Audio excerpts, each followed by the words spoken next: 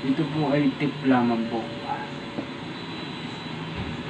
Kung halimbawa po ay may prospect po kayo, ito ay halimbawa lang, step by step ang gagawin po natin sapagkat napakatatalino na po ngayon ang tao sa mundo.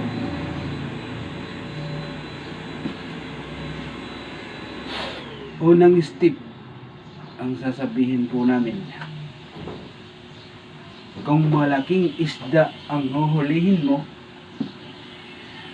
step number 1, kailangan po magkaroon po ng isang acknowledge na warrant of arrest kung ikaw ay aaresting.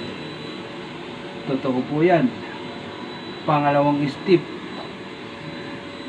hands to hands po ang pagbigay sa akusado ng warrant of arrest. Totoo po yan.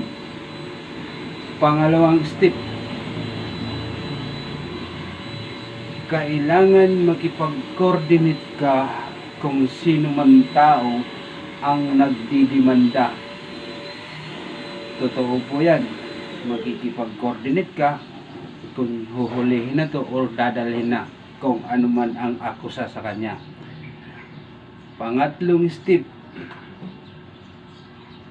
kung malaking isda na po ang huhulihin, kagaya po ng sinabi ko kanina,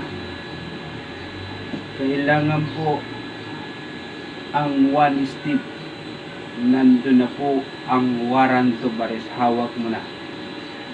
Kung wala kang hawak na warrant of arrest, malaking questionable po yan.